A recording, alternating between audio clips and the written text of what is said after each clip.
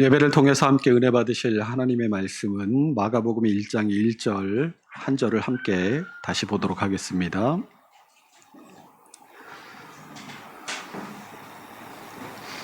신약성경 53페이지 마가복음 1장 1절 우리 함께 읽도록 하겠습니다. 하나님의 아들 예수 그리스도의 복음의 시작이라. 아멘. 우리는 지난주 이 시간을 통해서 마가가 복음서를 기록한 이유가 무엇인지를 함께 살펴보았습니다. 마가는 이기적이고 연약한 사람이었던 자신을 끝까지 붙드시고 하나님 나라를 위한 선한 도구로 사용하신 주님의 은혜를 생각하며 절망에서 벗어나 새로운 삶을 기대할 수 있게 하는 기쁨의 좋은 소식인 복음을 알리고자 복음서를 기록했습니다. 마가가 복음서를 기록한 목적과 같이 우리 역시 우리를 절망에서 벗어나 새로운 삶을 기대하게 할 수 있는 기쁨의 좋은 소식인 복음을 붙들고 주님을 따라 섬김과 봉사의 삶을 살아가야 한다라고 함께 말씀을 나누었습니다. 오늘은 이 마가가 어디에서 누구를 향해 복음서를 기록했는가를 통해서 함께 은혜를 나누기 원합니다. 마가복음을 기록한 장소는 일반적으로 로마로 알려져 있습니다. AD 68년에서 70년 사이에 마가복음이 기록되었다라고 한다면 그 시기에 베드로와 마가가 어디에 있었는가를 알면 기록 장소가 정확하게 나오겠죠. 사도행전 15장에 보면 예루살렘 공의회 사건이 사도행전 15장에 기록되어 있습니다. 이 예루살렘 공회의 주제는 이방인들에게도 율법을 지키게 해야 하는가라는 것이었습니다. 문제의 발단은 바울과 바나바가 사역하고 있던 안디옥 교회에 예루살렘에서 온 유대인들이 들어오면서부터 시작됐습니다. 우리 사도행전 15장의 1절과 2절 함께 읽습니다.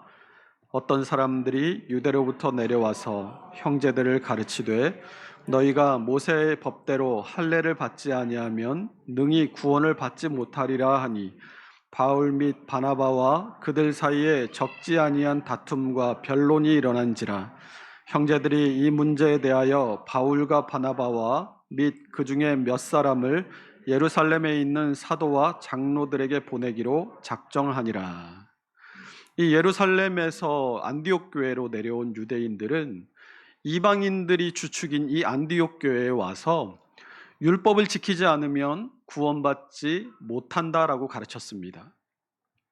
예수 그리스도를 믿는 것만으로는 구원에 이르기에 부족하고 예수를 믿되 거기에 더해서 율법을 지켜야만 구원을 완전히 이룰 수 있다라고 가르쳤던 것이죠. 한번 생각해 보십시오. 우리가 일반적인 실생활 속에서도 뭔가를 덜 해도 된다는 말에는 부담을 갖지 않습니다.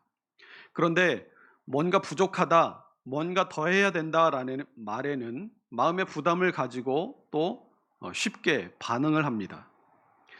집안에 잔치가 있어서 음식을 장만하는데 누군가 와서 이거 뭘 이렇게 많이 준비했어요 하면 내가 준비를 충실히 잘했구나라고 음식을 더 이상 장만할 생각을 하지 않죠. 그런데 어떤 사람이 와서 이거 음식을 참 많이 준비하셨네요. 그런데 뭐가 없네? 준비 다 잘했는데 뭐가 빠졌네? 이러면 어떻게 생각이 되십니까?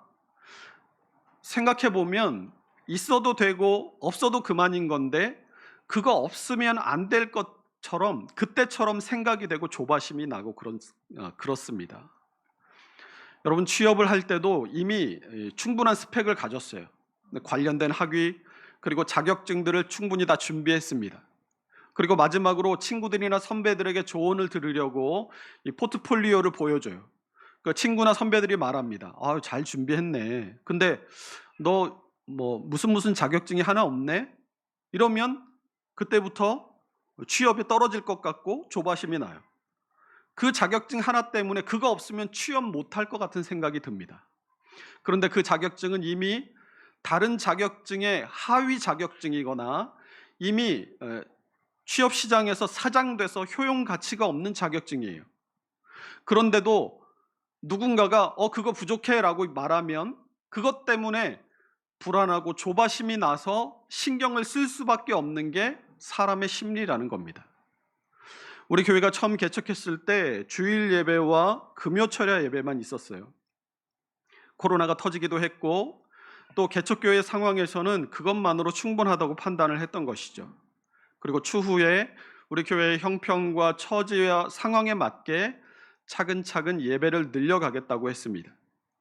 그런데 예전에 교회 사람들이 우리 교회에 주일 예배하고 수요 예배밖에 주일 오후 예배도 없고 수요 예배도 없다고 하니까 그게 부러웠던 모양입니다. 무슨 교회가 오후 예배도 없냐? 무슨 교회가 수요 예배도 없냐? 이런 말을 했다고 해요. 만약 우리 교회가 모든 공예배를 다 드리고 매일 오전에 모여서 기도하게 하고 또 매일 저녁에도 또 모여서 기도하게 했더라면 그런 말을 할 리가 있겠습니까? 없겠죠. 자기들은 안 하니까. 그런데 자기들은 하는 걸 우리 교회가 안 하고 있다고 하니까 오후 예배도 안 드리고 수요 예배도 안 드리는 교회가 무슨 교회냐 이렇게 나오는 거예요. 다른 교회보다 뭔가 하나라도 더 하면 그게 좋은 교회고 다른 교회보다 뭔가 하나라도 적게 하면 교회가 아닙니까? 예전에 제가 이 교회의 핵심 사역 5가지가 무엇인지에 대해서 말씀드린 적이 있습니다. 교회는 예배와 선교와 교육과 섬김과 교제를 위해 존재한다라고 말씀을 드렸어요. 그리고 참된 교회의 표지를 신학에서는 3가지로 이야기를 하는데 말씀과 성례와 권징이 참된 교회의 표지 3가지입니다. 바른 복음의 교리가 설교되고 또 성례가 순수하고 거룩하게 집행되며 하나님의 정의를 따라 바른 권징이 시행되는 교회가 참된 교회다라는 겁니다. 성례도 잘하고 권징도 잘하는데 말씀이 바른 복음이 아니에요. 그러면 그 교회는 참된 교회가 아닙니다. 바른 복음을 선포하고 성례도 잘 집행하는데 권징이 없어요. 그러면 그런 교회도 참된 교회가 아니라는 것이죠. 이 교회의 핵심 사역 5가지와 참된 교회의 표지를 통해서 살펴볼 때 안디옥 교회는 참 좋은 교회였음이 분명합니다. 안디옥 교회 성도들은 바울과 바나바로부터 신앙의 훈련을 잘 받은 사람들이었어요. 사도행전 11장 26절에 만남의 안디옥에 데리고 와서 둘이 교회에 1년간 모여 있어 큰 무리를 가르쳤고 제자들이 안디옥에서 비로소 그리스도인이라 일컬음을 받게 되었더라라고 합니다. 최초의 그리스도인이라는 호칭을 받을 정도로 좋은 신앙을 가졌던 교회가 바로 안디옥 교회였습니다. 또 유대 땅에 흉년이 들어서 유대 땅에 있는 교회들이 어려움을 겪을 때 개척한 지 얼마 되지 않은 이 안디옥 교회가 오히려 자발적으로 헌금을 모아서 예루살렘에 있는 교회를 돕기로 한 성숙한 교회이기도 했습니다. 우리 사도행전 11장 27절에서 30절 말씀 함께 읽습니다. 그때에 선지자들이 예루살렘에서 안디옥에 이르니 그 중에 아가보라 하는 사람이 일어나 성령으로 말하되 천하에 큰 흉년이 들리라 하더니 글라우디오 때에 그렇게 되니라.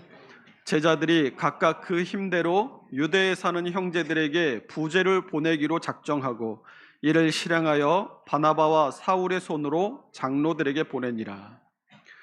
안디옥 교회는 그뿐 아니라 기도 가운데 바울과 바나바를 선교사로 세우라는 하나님의 뜻을 알고 바울과 바나바를 선교사로 파송했던 교회이기도 합니다.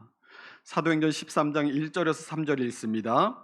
안디옥 교회에 선지자들과 교사들이 있으니 곧 바나바와 니게르라 하는 시므온과 구레네 사람 루기오와 분봉왕 헤롯의 젖동생 마나엔과 및 사울이라.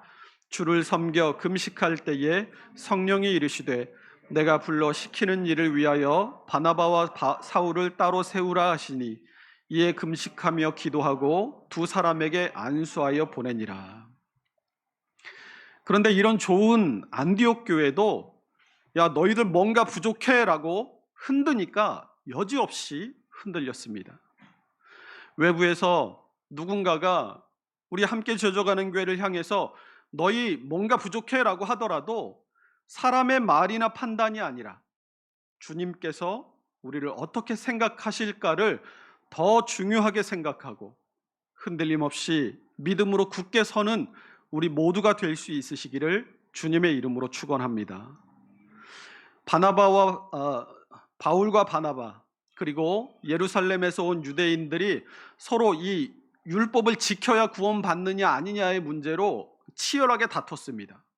근데 다퉈도 결론이 안 나니까 그러면 예루살렘에 있는 우리 본교회에 이 문제를 한번 상정하자라고 결정하고 바울과 바나바를 예루살렘으로 보내요. 그래서 이 사도행전 15장에 예루살렘 공회가 열리게 된 것입니다. 이 자리에서 베드로가 일어나서 자기의 의견을 피력합니다. 사도행전 15장 7절에서 11절 함께 읽어보겠습니다.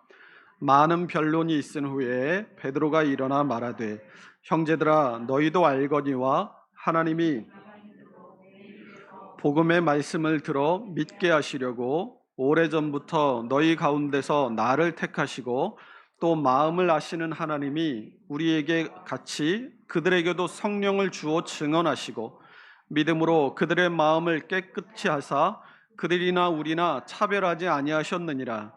그런데 지금 너희가 어찌하여 하나님을 시험하여 우리 조상과 우리도 능히 매지 못하던 멍에를 제자들의 목에 두르려 하느냐.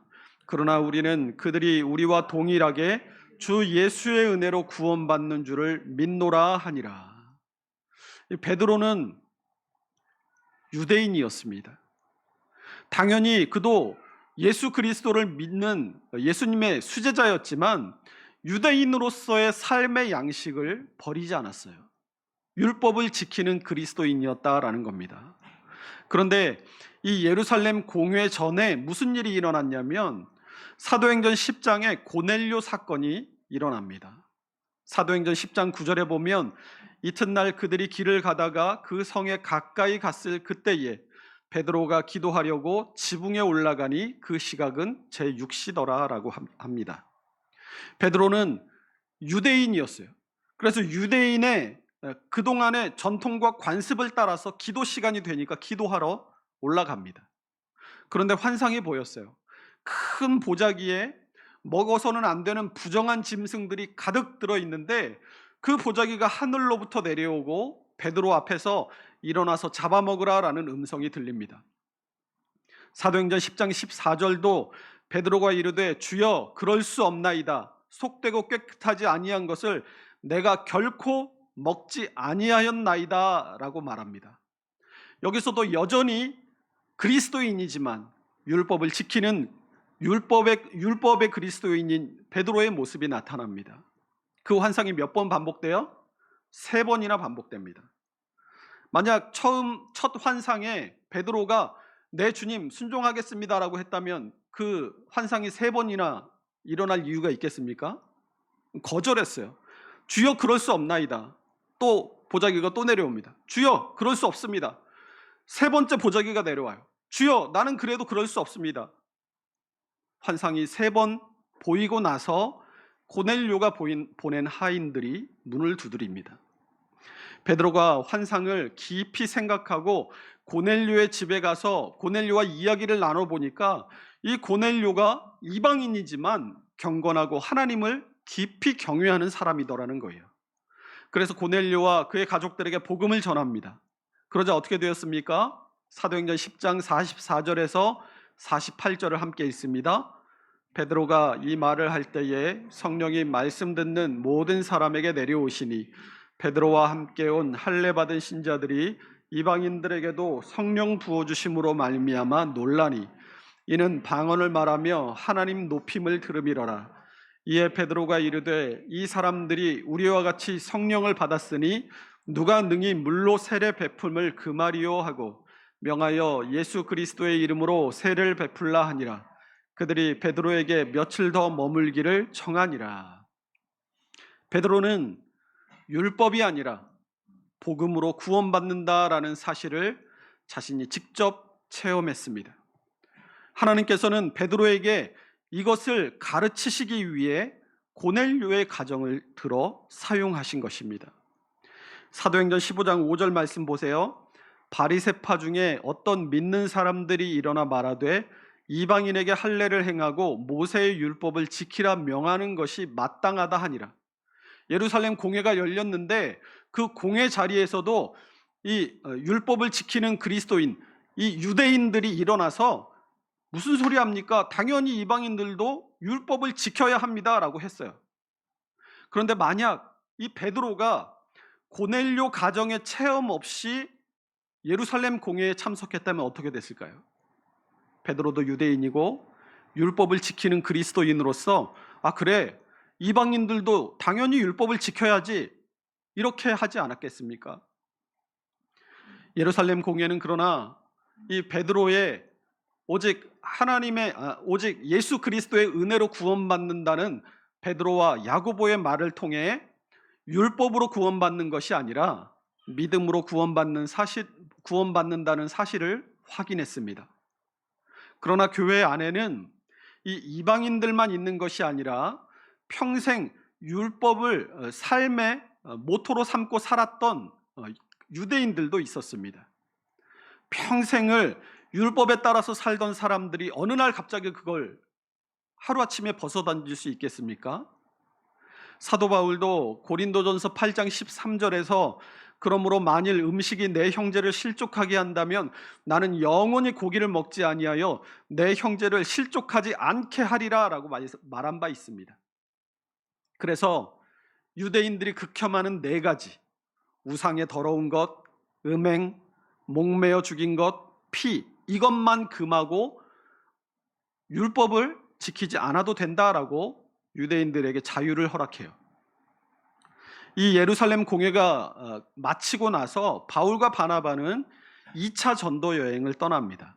그런데 거기서 이 마가 때문에 바울과 바나바가 심하게 다투고 갈라서는 일이 생깁니다. 그러면 이 예루살렘 공회가 끝난 뒤에 베드로는 그럼 어디로 갔을까요? 우리 베드로전서 1장 1절과 2절을 함께 읽겠습니다. 예수 그리스도의 사도 베드로는 본도, 갑바도기아, 아시아와 비두니아에 흩어진 나그네, 거룩하게 하심으로 순종함과 예수 그리스도의 피 뿌림을 얻기 위하여 택하심을 받은 자들에게 편지하노니 은혜와 평강이 너희에게 더욱 많을지어다. 예루살렘 공회가 끝난 다음에 베드로도 선교사로 나갔습니다. 베드로전서 1장 1절에서 본도, 갈라디아, 갑바도기아, 아시아, 비두니아를 언급합니다. 이 지역들은 소아시아, 그러니까 지금의 터키 지역에서도 북쪽에 있는 지역들입니다. 이 로마서 15장 20절에 보면 사도 바울이 또 내가 그리스도의 이름을 부르는 곳에는 복음을 전하지 않기로 힘썼노니 이는 남의 터 위에 건축하지 아니하려 함이라 라고 말해요. 이 말을 통해서 볼 때 이 사도들이 각처로 선교를 나가면서 서로의 사역제를 존중하고 그 경계를 넘지 않고 사역했음을 알 수 있습니다. 지도를 한번 보겠습니다. 베드로가 언급한 이 본도, 갈라디아, 갑바도기아, 아시아와 비두니아, 이렇게 보면 이 끝에 갑바도기아, 갈라디아, 비두니아, 무시아, 이렇게 이 지금의 터키 지역 지도인데 이 위쪽으로 이렇게 구성이 되어 있죠. 이 베드로전서 1장 1절에서 언급한 이 본도와 갈라디아, 갑바도기아, 아시아와 비두니아 가운데서 사도 바울의 선교지와 겹치는 곳은 지역적으로 갈라디아 한 곳밖에 없습니다. 다만 이 갈라디아가 겹치는 것은 이 갈라디아가 갈라디아라는 도시가 아니라 지방의 이름이기 때문에 그래요. 이 전라도가 전라남도, 전라북도로 나누어져 있는 것처럼 갈라디아의 경계를 보시면 이 지중해와 흑해까지 길게 남북으로 그 지역이 퍼져 있는 것을 볼 수 있습니다. 그러니까 사도 바울의 전도 여행이 이 소아시아의 남쪽 지역과 이 에게해를 건너서 마게도니아 지역으로 이 남쪽 지역을 사도 바울이 선교했다면 사도 바울은 갑바도기아, 갈라디아 북쪽, 비두니아 쪽 이렇게 북쪽 지역을 담당해서 사역했음을 알 수 있게 된다라는 것이죠. 이것 때문에 베드로가 베드로전서 5장 13절에서 택하심을 받은 바벨론에 있는 교회가 너희에게 문안하고 내 아들 마가도 그리하니라 라는 구절에 대한 이 견해가 엇갈리게 됩니다. 지도 한번 다시 보여주세요. 이 소아시아의 북쪽에서 사역하던 이 베드로가 이 북쪽 지역에서 서쪽인 로마로 갔느냐, 아니면 이 갑바도기아 이쪽으로 동쪽으로 가면 당시에 페르시아가 있었습니다. 이 페르시아가 바벨론의 후예예요. 바벨론의 다음 왕위를 이은 나라가 페르시아였는데 이 동쪽으로 가면 페르시아가 있었어요. 그래서 이 베드로가 베드로전서 5장 13절에서 바벨론에 있는 교회가 너희에게 문안한다라는 이 구절을 가지고 어떤 사람은 이 베드로가 말한 바벨론에 있는 교회가 로마 교회를 말한다라고 주장을 합니다. 또 어떤 사람은 로마가 아니라 진짜 바벨론, 당시의 페르시아 지역에 가서 거기서 순교했을 것이다 라고 주장하기도 해요.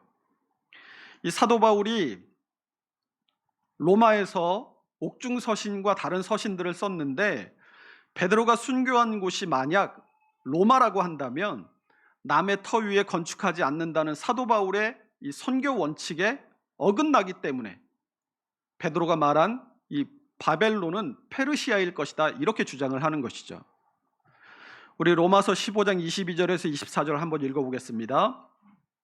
그러므로 또한 내가 너희에게 가려 하던 것이 여러 번 막혔더니 이제는 이 지방에 일할 곳이 없고 또 여러 해 전부터 언제든지 서바나로 갈 때에 너희에게 가기를 바라고 있었으니 이는 지나가는 길에 너희를 보고 먼저 너희와 사귐으로 얼마간 기쁨을 가진 후에 너희가 그리로 보내주기를 바람이라. 이 사도 바울이 로마로 가기 위해 로마에 있는 교회를 방문하기 위해 여러 번 노력했는데 그 노력이 좌절됐어요. 그런데 이 사도 바울이 왜 로마 교회를 방문하려고 했느냐라고 하면 이 23절을 다시 보면 서바나로 갈 때에 너희에게 가기를 바랬다라고 되어 있죠. 이 서바나는 지금의 스페인입니다. 사도 바울은 이 소아시아와 마케도니아에서 더 이상 이 교회를 세우고 선교를 위해서 할 일이 없어지니까 멀리 이 로마를 지나서 스페인으로 넘어가서 선교할 생각을 합니다. 그런데 스페인으로 넘어가려면 동쪽으로 지나서 반드시 그 중간에 있는 로마를 지나가야 돼요. 이 24절을 다시 한번 보세요. 이는 지나가는 길에 너희를 보고 먼저 너희와 사귐으로 얼마간 기쁨을 가진 후에 너희가 그리로 보내주기를 바람이라. 사도 바울은 로마에 가서 거기서 선교하는 것이 목적이 아니었어요. 거기가 자기의 선교지가 아니었다라는 거죠. 다만 누가 선교하지 않았음에도 이미 자생해서 이루어져 있는 로마 교회를 방문해서 은혜를 함께 나누고자 했던 겁니다. 물론 후에 바울은 예루살렘에서 체포돼서 가이사 황제에게 재판을 받기 위해 로마로 압송되고 로마의 감옥에서 이 서신서들을 기록합니다. 그러니까 사도 바울이 선교를 목적으로 해서 로마에 가려고 했던 것이 아니다라는 것이죠. 이것은 당시 로마 교회에 이미 사도 중에 누군가가 가 있었다라는 말에 강력한 증거가 됩니다. 베드로는 갈릴리 어부 출신입니다. 당시 그리스의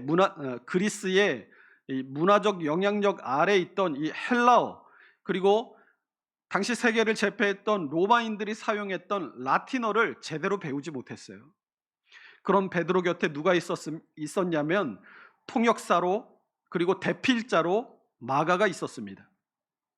마가는 유복한 환경에서 좋은 교육을 받고 자라서 헬라어와 라틴어에 능통했던 사람입니다.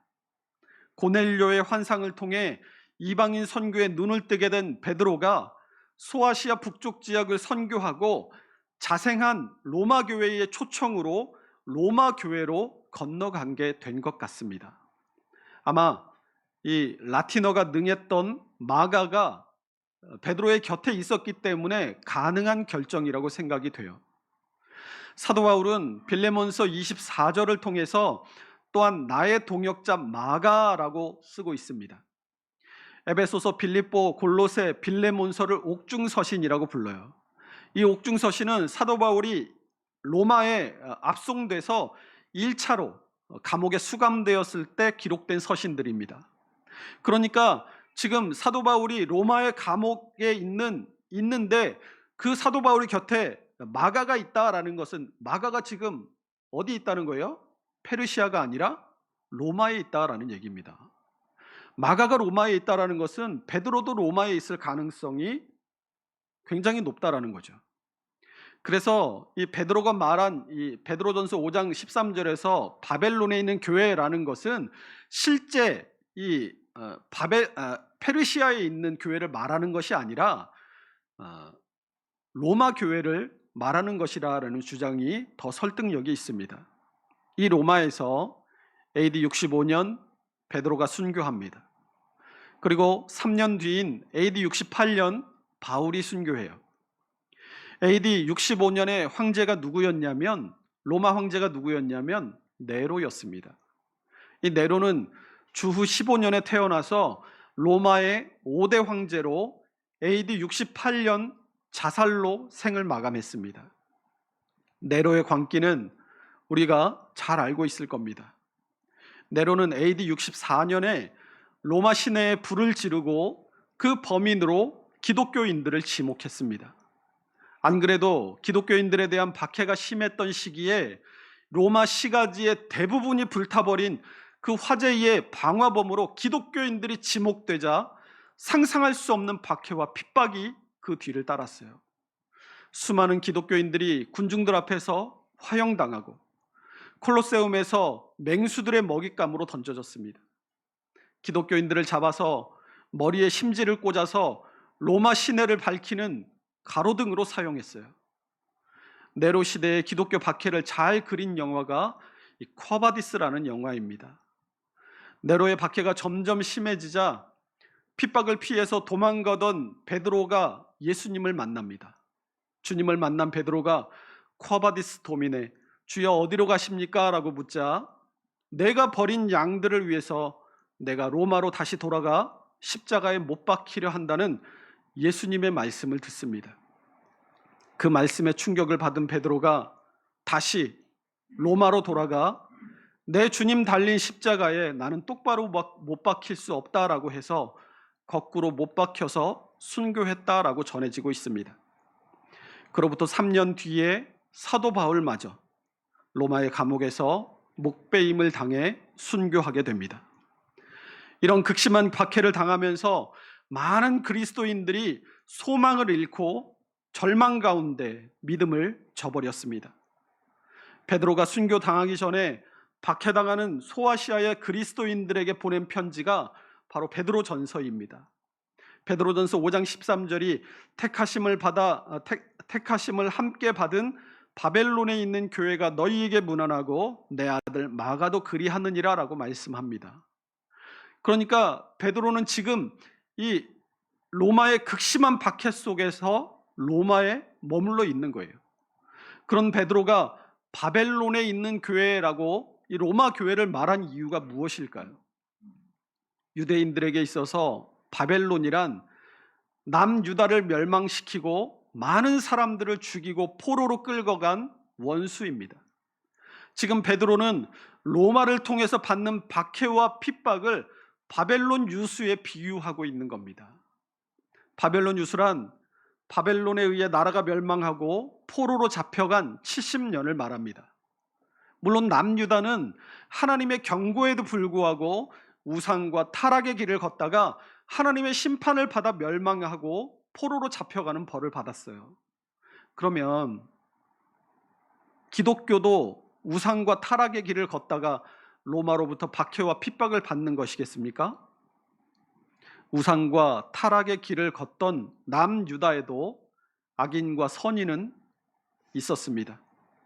그러나 남유다가 멸망하면서 악인들만이 아니라 의인들까지도 바벨론으로 포로로 끌려가요. 다니엘서 1장에 보면 우상에게 무릎 꿇지 아니한 다니엘과 다니엘의 세 친구가 나오잖아요. 비록 하나님의 심판을 당해서 나라가 멸망하고 포로로 끌려갔지만 하나님을 믿는 믿음을 저버리지 않았던 사드락과 메삭과 아벳느고 그리고 다니엘을 통해서 하나님은 의인은 믿음으로 말미암아 살리라는 것을 보여주십니다. 그리고 의인 다니엘을 통해서 70년이 지나면 포로 생활이 끝나고 다시 돌아가게 하실 것을 알려주세요. 이스라엘이 70년의 포로 생활을 끝나고 돌아가는 날은 그래서 하나님의 회복의 날입니다. 뿐만 아니라 포로 생활을 끝내고 돌아가는 그날은 하나님께서 자기의 백성을 징계하시기 위해 들어 사용하셨던 막대기인 바벨론이 하나님의 심판을 받는 날이기도 한 것입니다.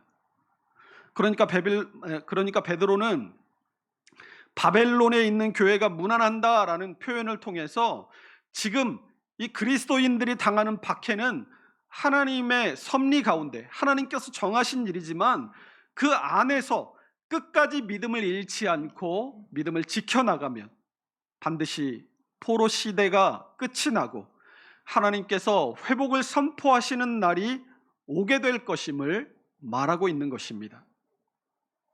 그런 베드로도 극심한 박해 앞에서 순교합니다. 사도 바울도 순교해요. 기독교도들을 지탱하던 교회의 큰 기둥 두 개가 이제 없습니다. 그동안 기독교인들은 박해와 핍박에도 굴하지 않던 베드로와 사도 바울을 바라보며 큰 위로와 힘을 얻었을 겁니다. 그런 사도들마저 죽임을 당하자 더 이상 소망이 없는 것 같았어요. 이제 정말 기독교는 세상에서 말살되고 말 것 같습니다.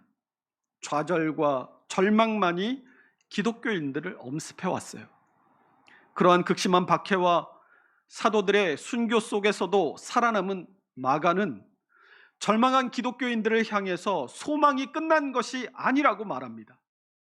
사도들의 순교를 통해서 마지막 촛불이 꺼진 것 같이 보이지만 그 모든 것은 하나님의 섭리 안에 있다라는 것을 말씀하는 거예요. 사도 바울이 사도행전 20장 23절 24절을 통해서 오직 성령이 각 성에서 내게 증언하여 결박과 환난이 나를 기다린다 하시나 내가 달려갈 길과 주 예수께 받은 사명 곧 하나님의 은혜의 복음을 증언하는 일을 마치려 하면은 나의 생명조차 조금도 귀한 것으로 여기지 아니하노라라고 고백한 것처럼 주님을 위해 살고 주님을 위해 죽는 것은 나의 생명보다 더 귀한 일이기에 그것을 마땅한 일로 여기고 나 하나의 안위보다 주님의 나라가 이 땅에 이루어지는 것을 더 간절히 소망하며 주님 나라를 위해 주님의 복음을 위해 살아가라라고 말씀합니다. 그래서 마가복음 1장 1절이 하나님의 아들 예수 그리스도의 복음의 시작이라고 시작합니다. 복음은 끝이 아니라는 거예요. 복음은 이제 시작되었다라는 겁니다. 복음은 이제 마지막 촛불이 꺼지고 세상에서 말살되어 버리는 것이 아니라 이제 지금 시작되었다라는 것을 마가는 복음서를 통해 밝혀주고 있는 것입니다. 마가는 이 로마, 바벨론에 의해서 고난과 핍박을 받는 교회를 향해서 하나님께서 반드시 그들을 회복시켜 주시고 이 박해와 핍박의 날이 반드시 끝나고 회복의 날이 오게 될 것임을 알려주기 위해 복음서를 기록한 것입니다. 그 회복의 날이 누구로부터 오게 된다고요? 하나님의 아들 주 예수 그리스도로부터 시작된다라는 것입니다. 지금 이 시대도 점점 소망을 잃고 세상의 어둠 속에 삼켜지는 것 같은 시대입니다. 누가복음 18장 8절에서 내가 너희에게 이르노니 속히 그 원한을 풀어주시리라. 그러나 인자가 올 때에 세상에서 믿음을 보겠느냐라고 말씀하신 예수님의 말씀과 같이 우리는 주님 오시기 전에 세상의 높은 파도 앞에 삼켜져 믿음은 온데간데 없이 사라져버릴 것 같은 그런 시대에 살아가고 있습니다. 그러나 밤이 깊고 어둠이 짙어질수록 새벽은 가까이 온다라는 말처럼 믿음을 지키기가 점점 더 어려워질수록 주님 오실 날은 더 가까웠다는 사실을 우리는 결코 잊어서는 안 될 것입니다.